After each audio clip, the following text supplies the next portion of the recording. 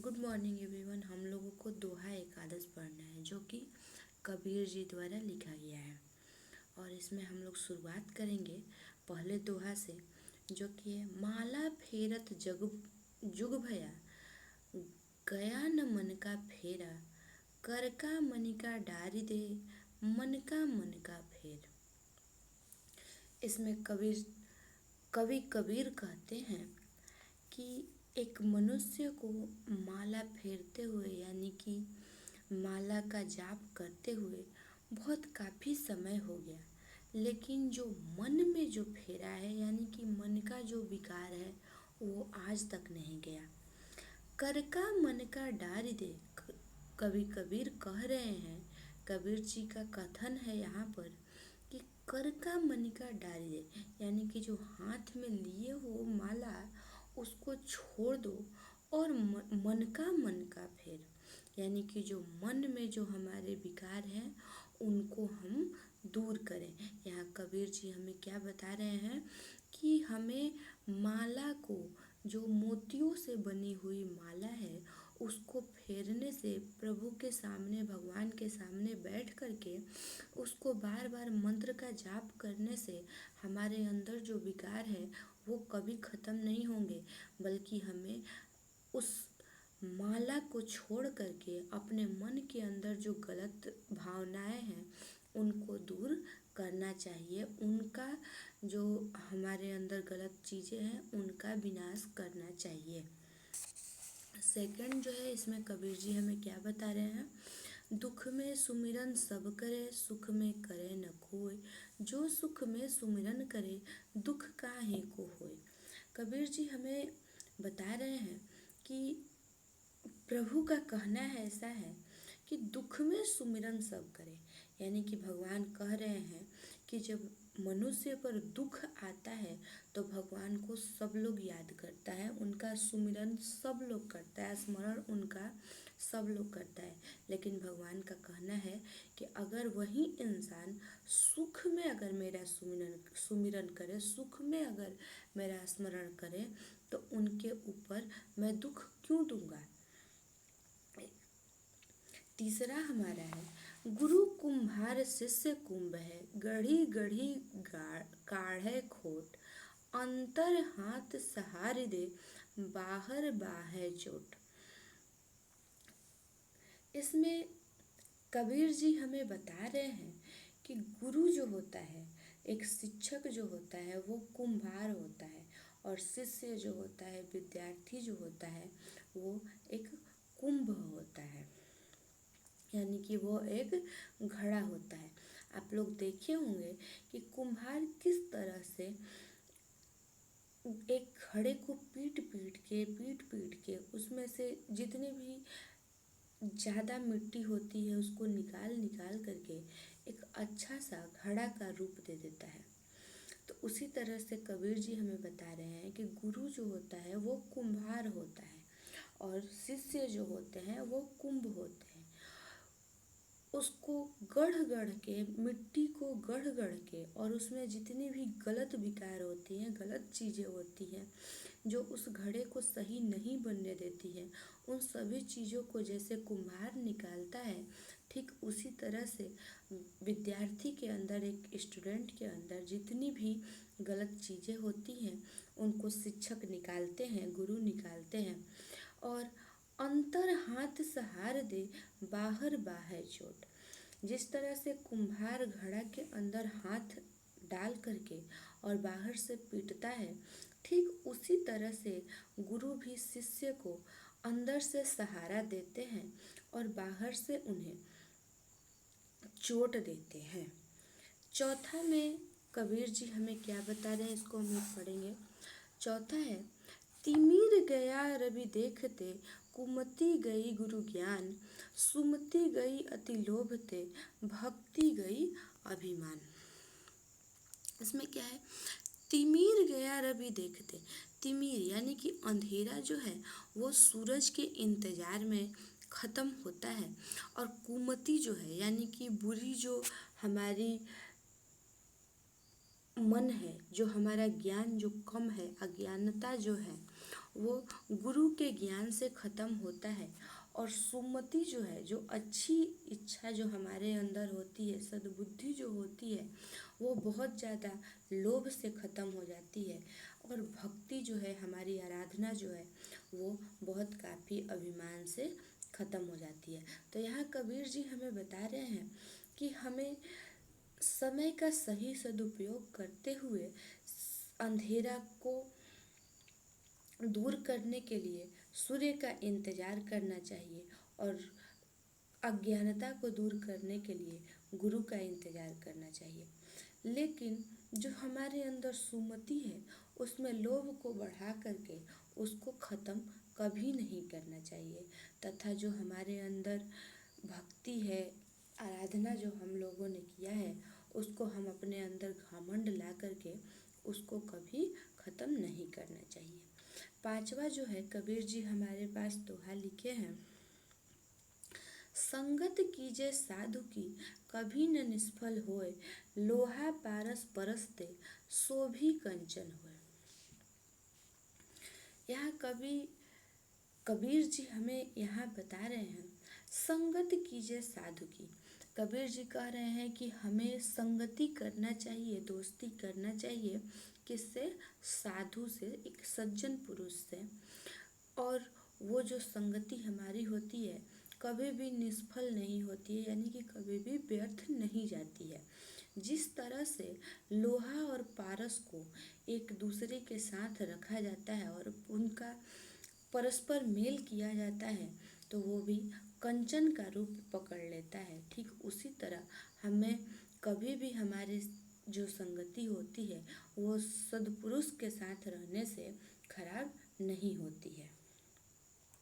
छठवां में कबीर जी हमें बता रहे हैं, साईं इतना दीजिए जामे कुटुम्ब समाए, मैं भी न भूखा रहूं साधु न भूखा जाए।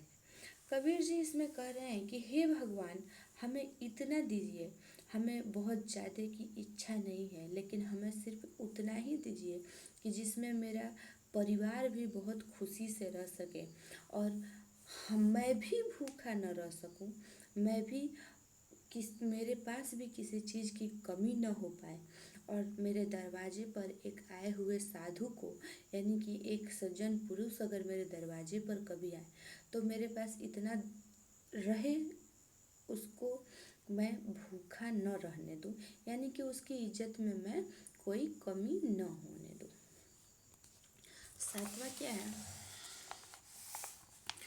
ऐसी बानी बोलिए मन का आपा खोए, औरन को शीतल करे आपहु शीतल होए। कबीर जी हमें बता रहे हैं कि मनुष्यों को ऐसा वचन बोलना चाहिए, ऐसी बातें बोलनी चाहिए जिससे मन का आपा, यानी कि हमारे शरीर में, हमारे दिमाग का जो आपा है वो हमें खो करके नहीं बोलना चाहिए। यानी कि हमें अपनी जो भी बातें हम बोलते हैं, हमें अपने मन को शांत रख करके और पूरा सोच विचार करके बोलना चाहिए, और इतना मीठा बोलना चाहिए कि सुनने वाला भी गौरव तलब हो, यानी कि वो भी शीतल हो, ठंडक उसे हमारे आवाज़ से, हमारे बोली से पड़े, और आपहु शीतल है, और उसके चेहरे को देख करके हम भी अंदर अंदर क्या हों, खुश हों। उसके बाद आठवां में है, गुरु गोविंद दो खड़े काके लागू पाओ, बलिहारी गुरु आपने गोविंद दियो बताए। इसमें कबीर जी हमें कह रहे हैं कि गुरु और गोविंद, यानी कि शिक्षक और भगवान दोनों खड़े हैं, और एक शिष्य जो है, एक भक्त जो है, वह इस सोच में पड़ा है कि मैं किसका पैर पहले छूऊं, मतलब किसको प्रणाम करूं। उस समय कबीर जी हमें यही बता रहे हैं कि बलिहारी गुरु आपने, मतलब कि हे मेरे गुरु, आपने हमें इतना अपना सब कुछ न्यौछावर करके इतनी अच्छी तरह से ज्ञान दिया है कि आपने हमें गोविंद को बताया है कि ये हमारे भगवान है, यानी कि हमें गुरु से ही हर ज्ञान मिला है कि कौन गुरु है, कौन भगवान है, कौन हमसे बड़ा है और कौन छोटा है। 9वां में है, ऊंचे कुल का जन्मिया, करनी ऊंची न होए, कनक कलश मद सो भरा, साधु निंदा को। यानी कि कवि कबीर जी हमें बता रहे हैं कि ऊंचे कुल में यानी कि ऊंची परिवार में जन्म लेने से कोई कभी ऊंचा नहीं हो जाता। यानी कि बड़े कुल में जन्म लेने से जिसकी करनी जो है, जिसकी जो काम है, कर्म जो है, उसका ऊंचा नहीं हो जाता है। कनक कलश मद सौ भरा, उसकी जो कलश जो होती है, घड़ा जो होता है, वो सोने का घड़ा अगर मद से भरा हुआ है यानी कि शराब से भरा हुआ है तो उसकी हमेशा जो नीचता ही होगी। कभी भी जैसे कलश को उतना कुम्हार सही करके बनाता है पानी भरने के लिए, और पानी न भर के अगर उसमें मद भरा जाए यानी कि शराब भरा जाए तो उसकी जो ऊंचता है यानी कि वो ऊंचे कुल में जो जन्म लिया यानी कि उसमें ठंडक रखने के लिए जो जन्म लिया, वो अगर शराब रखता है तो उसका कर्म जो है वो ऊंचा नहीं हुआ, साधु निंदा कोई। और वो कलश हमेशा क्या करता है यानी कि जिस मनुष्य के अंदर अभिमान भरा हुआ होता है कि मैं बहुत ऊंचे पद से हूँ, वो हमेशा साधु की यानी कि सच्चे लोगों की निंदा ही करते हैं। 10वां में है, जहाँ दया तहाँ धर्म है, जहाँ लोभ तहाँ पाप, जहाँ क्रोध तहाँ काल है, जहाँ क्षमा तहाँ आप।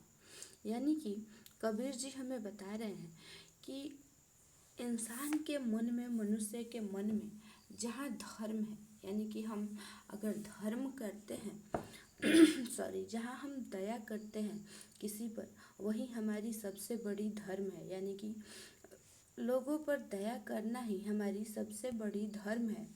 और जो सबसे बड़ी पाप है वह है हमारा लोभ करना, यानी कि हमारी बुरी आदत जो है वो लोभ करना है। जहाँ क्रोध तहाँ काल है, यानी कि हमारा काल कहाँ आता है, हमारी गलत समय कहाँ आती है, जब हम क्रोध करना शुरुआत करते हैं। और जहाँ क्षमा तहाँ आप, और भगवान कहाँ हमें मिलते हैं, जहाँ हम क्षमा करना शुरू करते हैं। कबीर जी हमें 10वें पंक्ति में यही बात बता रहे हैं। 11वां पंक्ति है, 11वां दोहा है, गोधन गजधन बाजी धन और रतन धन खान, जब आवे संतोष धन सब धन धुरी समाए। कबीर जी हमें बता रहे हैं कि गोधन यानी कि गायों का धन, गजधन यानी कि हाथियों से भरा हुआ धन, बाजी धन यानी घोड़ों से भरा हुआ धन, और रतन धन खान यानी कि सोने आभूषणों से भरा हुआ धन। ये सारे धन एक मनुष्य के पास अगर है और उसके पास संतोष नहीं है तो वो धन कभी भी कामयाबी नहीं देती है। लेकिन अगर वही मनुष्य के पास संतोष हो तो ये गोधन, गजधन और बाजी धन और रत्न धन, ये सारे क्या होते हैं कि अगर मनुष्य के पास संतोष आ जाए तो ये सारे तुच्छ हो जाते हैं, ना के बराबर हो जाते हैं। कबीर जी हमें 11 दोहे दिए हैं और 11 दोहे का ये अर्थ है। इसके बाद ये सारा क्वेश्चन आंसर है।